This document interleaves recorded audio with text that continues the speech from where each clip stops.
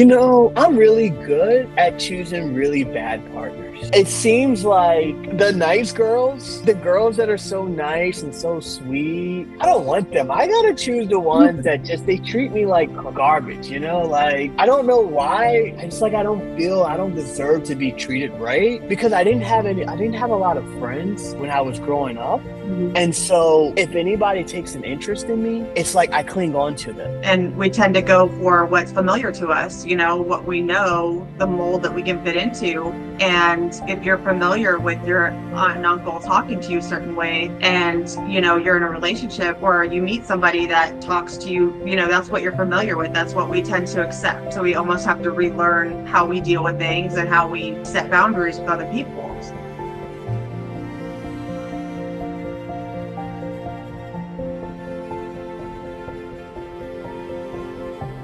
Hi, Frank. I'm Stacy. Nice to meet you. Hey, Stacy. How are you doing? Good. How are you? What's happening that brought you to therapy? Have you been to therapy before? It's my first time. Essentially, me and my fiance, we were thinking about getting married, right? So we're thinking about getting married, and the thought of kids, she wants like 4 to 5 kids. And the issue that is occurring is that I had a very traumatic childhood. My I actually had to go live with like a relative, with like my uncle, and they were like verbally abusive, physically abusive. They really didn't treat me too well. And every time the thought of having kids come up, I tense up, I get a lot of anxiety. It just brings me back to my old traumatic childhood. Well, I'm so sorry to hear that. And, thank you for sharing that with me, and congratulations on your upcoming wedding. Thank you so much. Yes. So I can see that, having kids would be, triggering, because you would probably think about things that happened to you as a child, and it would, are you worried about how you would treat them? No, that's a good question.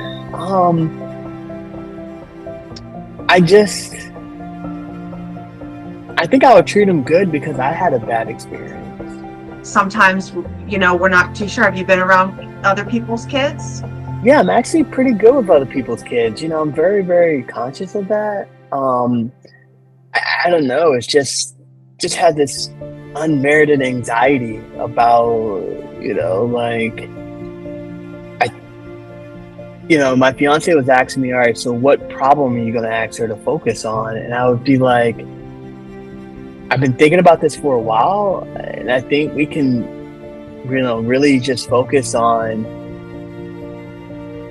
dealing with the memories and the thoughts of my traumatic childhood, being yelled at.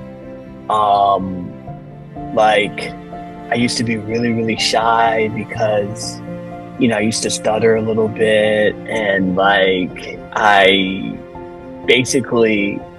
they made me feel like less than a human being. They were really, really strict. I didn't really have any friends. Like, it was, it was like I was their maid, I was their house, I was the lawn guy. Like,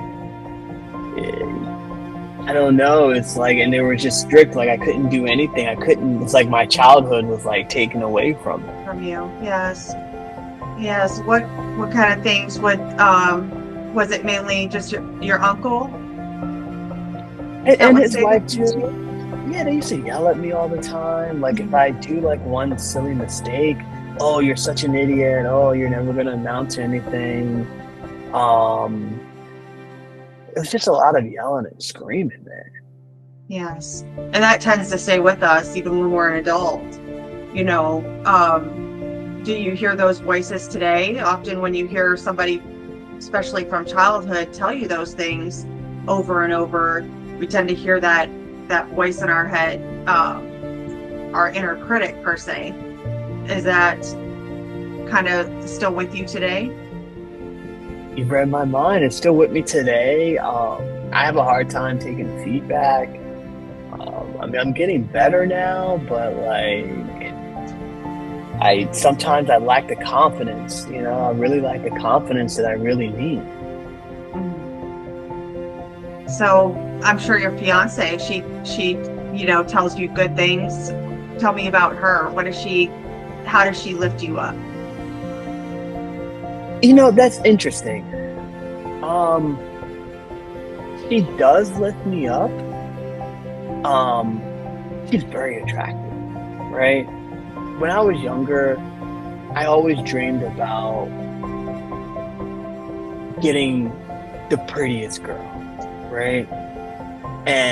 But they didn't allow me to have a relationship, right? They didn't allow me to have a relationship. I couldn't talk to girls, you know, um, she's really pretty, but sometimes she's a little bit harsh with me,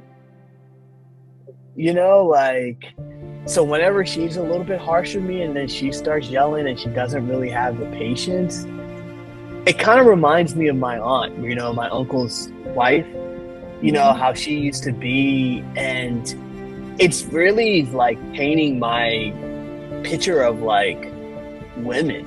Not that I don't think, I'm all for like equal rights. I'm all for it's just that like why why do you treat me so bad? Like, why is the yelling and why is the can you be more patient? Like, does everything have to be screamed? Like, if I do one little thing wrong, like it does it, and so sometimes like our combativeness reminds me of the combativeness of that relationship, of when I was a child and I was talking to her. And am I making sense here? I know I'm just like mumbling. And I'm just like, no, it makes complete sense. Is this your first relationship, or have you been in other relationships before with women? I'm really good at choosing really bad partners, right? It seems like the nice girls, the girls that are so nice and so sweet, I don't want them. I gotta choose the ones that they treat me like garbage, like, I don't know why. It's like I don't deserve. I don't deserve to be treated right, and I don't have a backbone because I didn't have a lot of friends when I was growing up, and so the ones like if anybody takes an interest in me, it's like I cling on to them. Right. And we tend to go for what's familiar to us, what we know, the mold that we can fit into. And if you're familiar with your aunt and uncle talking to you a certain way, and you're in a relationship or you meet somebody that talks to you, that's what you're familiar with. That's what we tend to accept in our partners, right? So we almost have to relearn how we deal with things and how we set boundaries with other people. Right. I have no boundaries. I'm sorry, go ahead. Oh, it's okay. Oh, just, that boundaries are important, right? But sometimes we have to relearn them. And, so going back here, let's go back for a minute. What's your relationship like today with your aunt and uncle? Do you still talk to them? Well, they live in Ohio, so we don't really see each other that much. It's a high and by, right? Because I never really shared a lot with them because, again, I didn't really feel valued in that relationship, so we didn't really have a close relationship. A lot of times when they were talking to me, it was all about the negatives. Oh, you're not doing this. Oh, you got to get better grades. Oh, you did this wrong. Oh, you forgot to do this. You forgot to take out the trash. Oh, why didn't you do this? And it's like, they tell me everything. And so it's kind of like because of that, like I have a really hard time opening up I'm struggling to open up with people, and I keep a lot of things inside. So to answer your question, I do talk to them, but it's more, hey, cordial, hey, how you doing? How are, this, everything's fine. And we talk for like 5, 10 minutes, and then I'm just like, what do I have to talk about? Well, good. So it sounds like you've learned, how to set a boundary, maybe without even realizing it with them, because you know what to expect and you kind of want to protect what you currently have, with your fiance and your life. You don't want to have that continual, blame or guilt, put on you from them. So who's in your social circle right now? I know you have your fiance. You mentioned you didn't have a lot of friends growing up, but do you currently work? So I think that, like, for me, things changed when I got a little bit older and I got around a lot of like-minded individuals, right? And so, I have a lot of friends from like college and like these professional groups and everything. But the problem with my fiance is she's an introvert, right? She's a homebody, and we also struggle with this too. I'm more like, I'm not the most social person, but it's kind of like if I want to go out for a happy hour, hanging out with some folks from work, have a drink or two. And she's like, well, do you have to? You just hung out with them like a week ago, like, why are you always hanging out with them? And it's almost like she's trying to, sometimes I feel like she's trying to control me, like my aunt and uncle were trying to control me and not letting me go out and not letting me do this. It's almost like, how do I keep ending up in these really, like, people that just want to control my life, man? Yeah. Have you expressed that to her? I mean, I'm sure she knows your past, and, you've shared with her that this reminds you of your childhood, being controlled and not being able to go out. And sounds like with your professional life, things are good with your colleagues, right? And is it a lot of social networking that you're trying to do? Yeah, professional, young professionals. I'm with the Young Black Professional Network. We try to look out for each other and things of that nature. The toughest part in talking to her is, like, I think she's nice. Like, on the outside, she's beautiful, pretty, but man, like, the person she is on the outside, when the doors close on the inside, it's like she turns into a monster. Like, I'm just like, what happened? Like, and I find myself, like, the situation is very difficult because she doesn't validate I was doing some reading, and she doesn't validate my feelings. It's almost like whatever I say, she also has something to say, and then we go for a tick for tat, and then we just become argumentative, and we just go, and like, I'm a quiet person, but if you poke the bear long enough, eventually the bear is going to explode. So, earlier I asked you how does she build you up? What strengths does she see in you as a person? And, from what you're describing, it sounds like that she may not be the nicest person, behind closed doors to you. Can I ask, what is it that you do see in her other than her beauty? She's nice when she wants to be, but she can be very moody. So when it's like I saw this phrase online. It's like I gotta walk on eggshells, right? It's like I wake up and I'm like, what version am I gonna get this week, today, right? Is it gonna be the nice one, or is it just gonna be the one that's just like taking out her frustrations on me? Do you worry what she'd be like as a mom? Do you feel like she would be like your aunt, to your kids? I mean, sounds like there may be some concern there. That's a good point. I mean, I do worry about that. You know, like here's the thing. Stacy, do you mind if I call you Stacy? Yes, of course.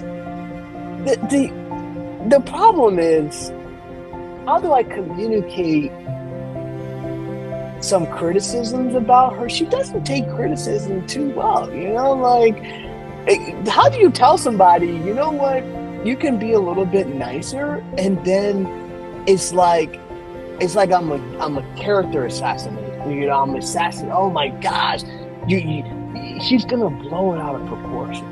Right, right. It sounds like she may have some past trauma too, you know, maybe with, is that the case with ex-boyfriends, or, you know, her childhood upbringing? I think she's the one that really needs to go to therapy too. But again, it's like I'm bettering myself, but when I say anything on like you should go better yourself, then you got a problem with it, right? Right. I think more people are more apt to listen to you when you point out a strength, you know, like, you know, you could talk to her and say, hey babe, you know, I really appreciate that you have these qualities. However, you know, have you considered, you know, trying therapy as well, so we both can work on our individual selves, you know, especially if we're thinking about joining as a union through marriage. You know, we want to be our best selves for, you know, our future children if we decide to have kids. I can approach the topic, but I guess I gotta see what mood she's in, you know. But I'm gonna say the therapist said that maybe, because if it comes from me, it sounds a little bit, you know, you know what's interesting? Her friends can say some things, and I can say the exact same thing, but when it comes from me, it's almost like I done told her like I'm like the meanest person, but yet somebody else will say the same thing, or she can eat, or we'll be watching like a movie, and it's interesting, like the dynamic that happens between us. We see it in the movie, and she's like, "Oh my gosh, why is the person so mean to this person?" But she doesn't realize what she does to me. Like she doesn't realize she does the same thing to me. Have you asked, have you pointed that out to her, that, you know, you can say the same thing that somebody else says and you get a totally different reaction? I think the hardest part is she doesn't take accountability, right? And you're right. It's kind of like, I think at the end of the day, you know, a lot of people, like you said, a lot of people ask me then, like, so why are you still with this person? Right? I think at the end of the day, it's kind of like there's something wrong with me, right? Because I wasn't really loved. Because I wasn't really loved when I was younger. I try to seek that love that I didn't get. I try to seek it in other people. Right. You know? It's almost like you're trauma bonded to her, you know. You know, you have this trauma from childhood, and you know, you're with somebody that acts the same way, you know, and you know, you feel like you have this bond, you know. But the more that you heal yourself, the more that you learn those boundaries and have therapy, which I'm glad you're here, you know, you learn kind of what you want, how to be respected, what you'd like to see for your future. You know, it sounds like you really enjoy engaging with other people and having, you know, professional outlets, you know, having more of that. Then you may see that this might not be the right relationship for you. You know, maybe it's not a fear of kids at all. Maybe you know, truly would, you know, you would be a good father, but you know, maybe you have some hesitation because you know that this isn't the right relationship. But we've already booked the venue. Right? The venue's booked. We've already put a deposit down. Oh my gosh! So you're telling me I made the wrong choice?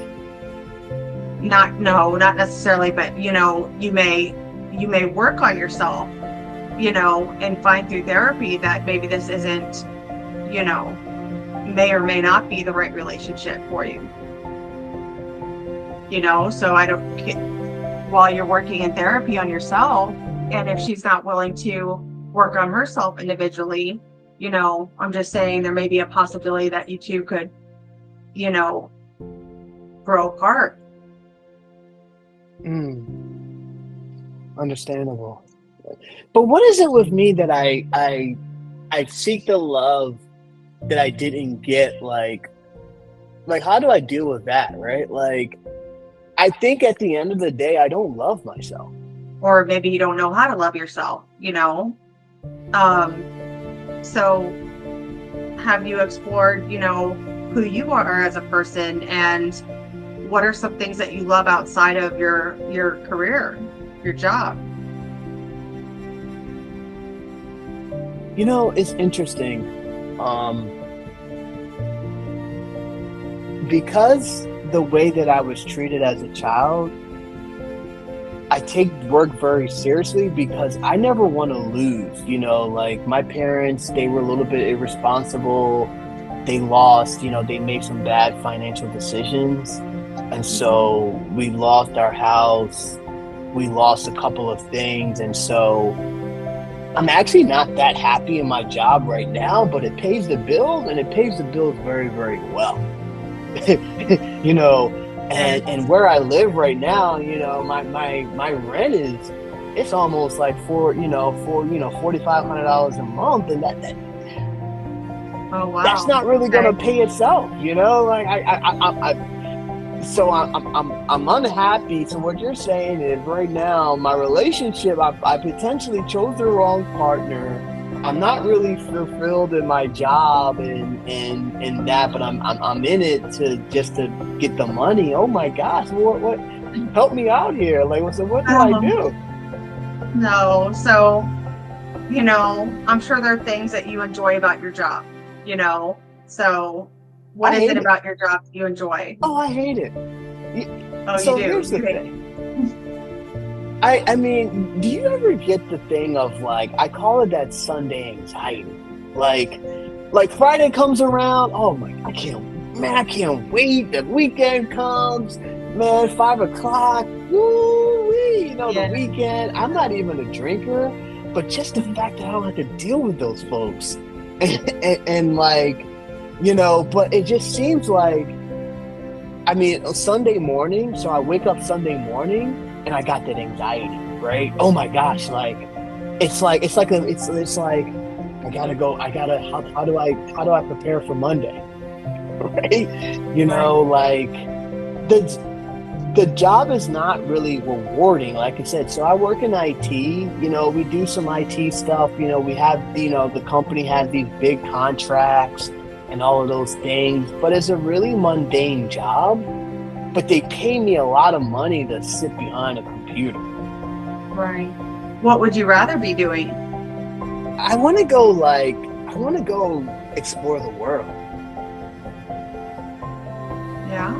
I want to see how people live in, maybe go to like South America for a little bit, go over to Africa, make your way over to Asia, see how other people live, like I want to kind of like, I just wish I could sell everything, and just do some traveling.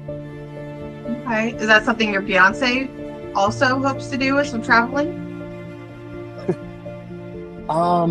She likes the finer things in life, right? So her idea of traveling is, what's the best all-inclusive resort that's going to give us the best thing. She likes to be pampered.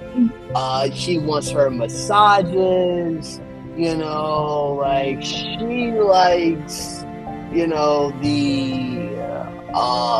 which is not bad.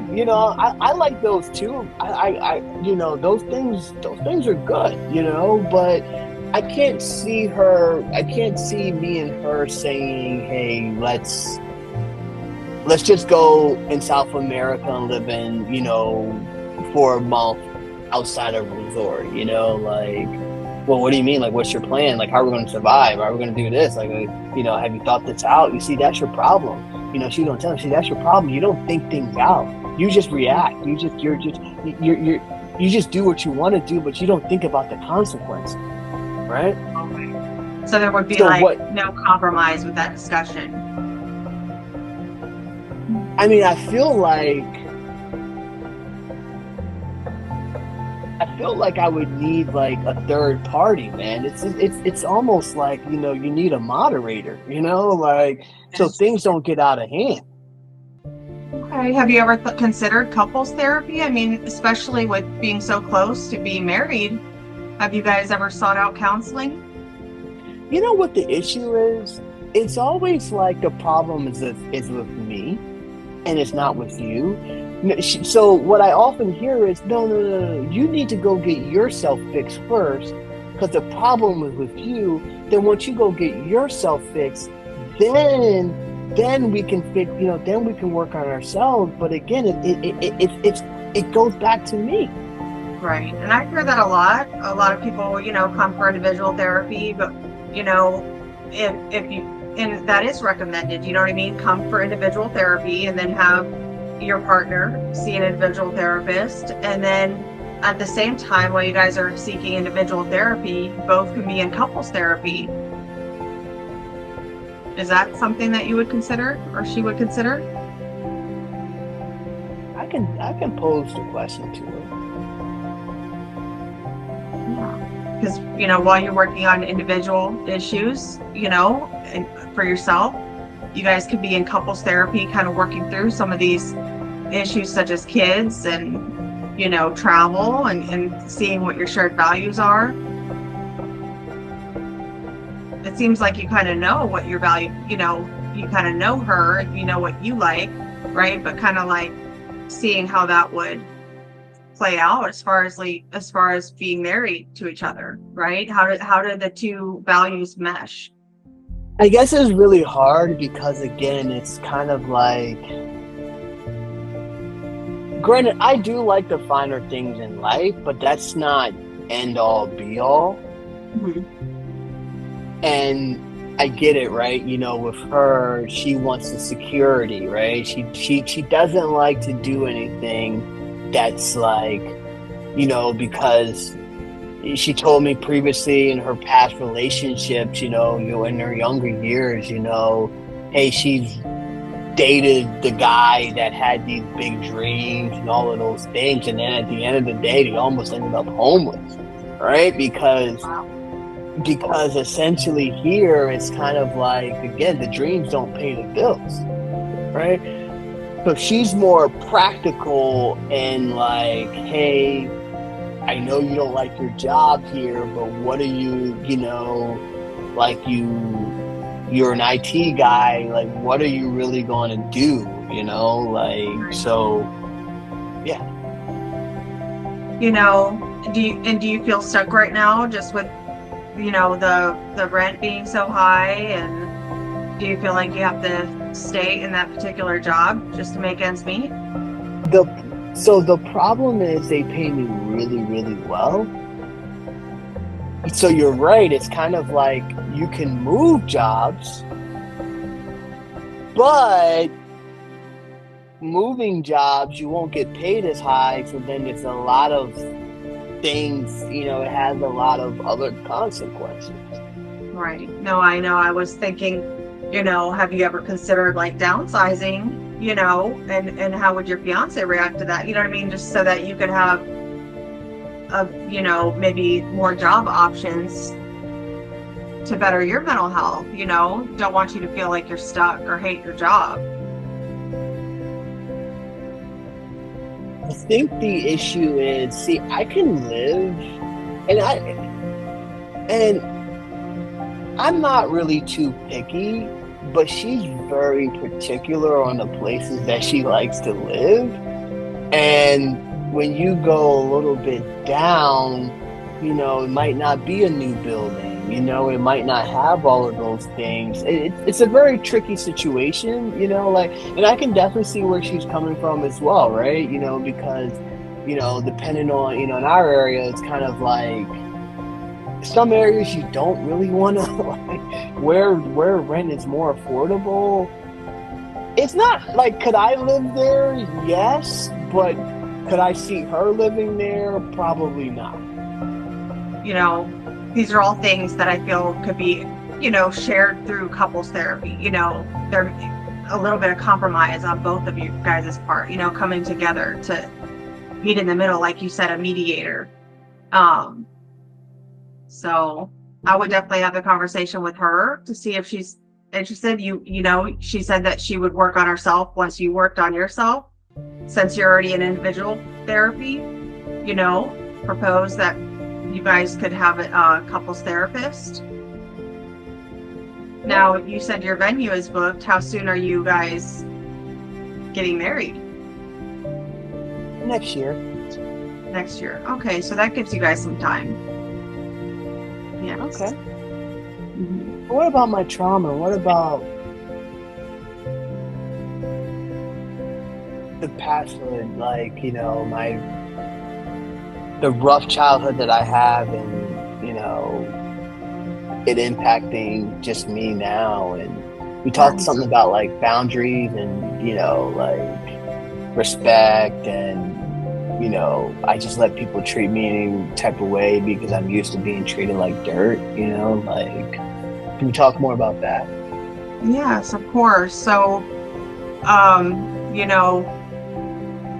looking at the inner critic, so what are focusing on some of the things that you hear in your head, along with things that are triggers for you from your fiance, things that she may say that are triggers.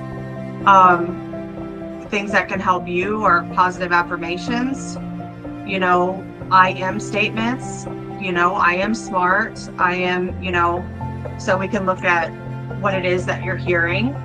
And then also setting boundaries. So, learning how to communicate with your fiance in a healthier way. That's what couples therapy can really help with too. Okay. So do you want to give me an example of things that you're hearing on a consistent basis, whether that be in your mind or from your fiance? It's almost like I'm just used to getting a lot of criticism constantly. And it's almost like, I'm just surrounded by negativity, and it makes it really hard because I'm a very positive person. I tend to look at the glass like half full. Great. Okay. And so, like for example, it's hard to think of it right now, but like, I think, living, just in general, like, I'm not stuck on every minute detail, but like, I realize that when people do start to give me a lot of negative feedback and things of that nature, I pretty much tend to like shut down. So let's say your fiance is telling you a bunch of, criticisms and stuff. Have you ever asked her, what are some things that I'm doing right? And so she knows that she's being criticizing you. I never phrased it like that, but I think that's a good idea. Kind of reframing what she's saying, and so that she's aware that she's doing that. What are some things that I'm doing right? I appreciate feedback, right? But it doesn't always have to come across very critical. That could be a way to set a boundary with her, and playing up your strengths too, hearing that you're doing good things once in a while. It's good to hear, especially with her knowing your childhood experiences. Yeah, thank you. I'll try that. Okay, good. And then for you too, to be listening to positive affirmations during the day. They have positive affirmations for men, whether you YouTube that or, get comfortable listening to those, the I am affirmations. There's also an app that you can download on your phone called I am, and it's affirmations that'll populate on your phone throughout the day. Just getting used to seeing those positive, encouraging words versus always hearing critical things about yourself. Yeah, thank you. You're welcome. All right. So we'll meet next week? Yes, I'll see you next week. Thank you so much. Thank you.